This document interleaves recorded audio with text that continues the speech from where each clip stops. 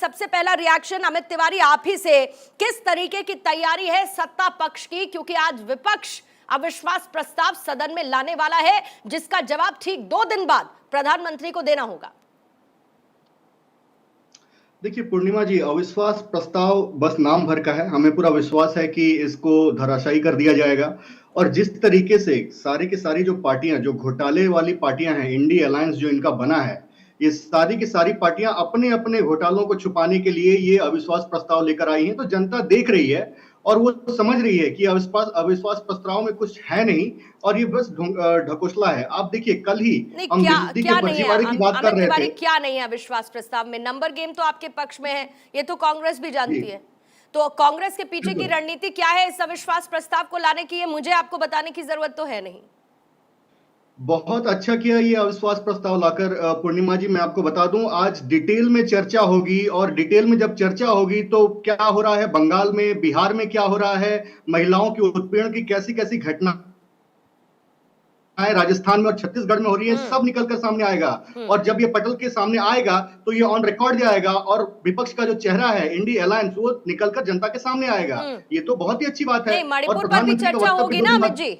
मणिपुर पर भी चर्चा होगी ना? मणिपुर पे तो हम कभी भागे ही नहीं है। हम तो पहले दिन से कह रहे हैं। अमित शाह जी ने पटल पे कहा है। अजय जी, मणिपुर पर भी परसों का भी इंतजार कर रहे हैं।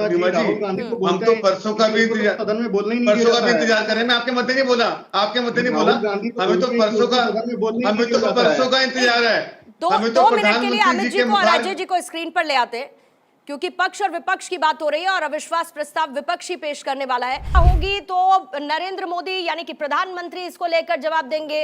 आखिरकार तो हुआ वही ना कि विपक्ष ये चाहता था प्रधानमंत्री जवाब दे और प्रधानमंत्री जवाब देंगे। देखिए पूर्णिमा जी, विपक्ष ये चाहता था कि इस पे असीमित राजनीति करे, ना कि प्रधानमंत्री का वक्तव्य, क्योंकि विपक्ष का स्टैंड हमेशा बदलता रहा है। पहले वो असीमित चर्चा पे टिके रहे, फिर उसके बाद संजय सिंह के निलंबन पे धरना प्रदर्शन करते रहे, संसद को नहीं चलने दिया, बाधित किया। और उसके बाद जब प्रधानमंत्री का, जब जो लॉ एंड ऑर्डर के लिए जिनकी जवाबदारी है अमित शाह जी का, वो सदन के पटल पे खड़े होकर बोल रहे हैं कि हम चर्चा के लिए तैयार हैं। पीयूष गोयल जी सदन के पटल पे खड़े होकर बोल रहे हैं कि हम राजनीतिक विश्लेषक इसको लेकर क्या कहते हैं? अमित जी इसको भी समझ लेते हैं कि पार्टी का स्टैंड है, अपनी अपनी स्ट्रैटेजी के हिसाब से है, लेकिन पॉलिटिकल एनालिस्ट ज्यादा बेहतर बता पाएंगे। क्या प्रमाण है इसका? प्रमाण आप दे सकते हैं, आप जो बोल रहे हैं उसका प्रमाण दे सकते हैं। भाई साहब आप खबर रखिए, इसका प्रमाण, बिना प्रमाण के बात मत कीजिए। इसको आप कंटिन्यू रखिएगा, समय अभी और मिलेगा चर्चा के लिए। देखिए नैतिक विश्लेषक है, लेकिन सबसे पहला रिएक्शन अमित तिवारी आप ही से, किस तरीके की तैयारी है सत्ता पक्ष की, क्योंकि आज विपक्ष अविश्वास प्रस्ताव सदन में लाने वाला है जिसका जवाब ठीक 2 दिन बाद प्रधानमंत्री को देना होगा। देखिए पूर्णिमा जी, अविश्वास प्रस्ताव बस नाम भर का है। हमें पूरा विश्वास है कि इसको धराशायी कर दिया जाएगा।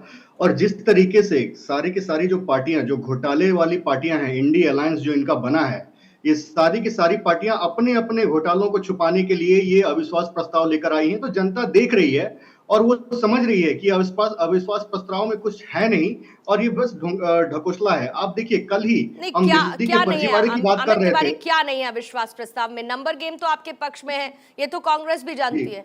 तो कांग्रेस के पीछे की रणनीति क्या है इस अविश्वास प्रस्ताव को लाने की, ये मुझे आपको बताने की जरूरत तो है नहीं। बहुत अच्छा किया ये अविश्वास प्रस्ताव लाकर।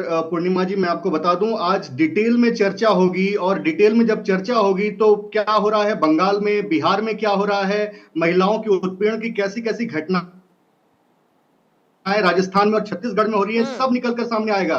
और जब ये पटल के सामने आएगा तो ये ऑन रिकॉर्ड जाएगा और विपक्ष का जो चेहरा है इंडी अलायंस, वो निकलकर जनता के सामने आएगा। ये तो बहुत ही अच्छी बात है। मणिपुर पर भी चर्चा होगी ना अमित जी?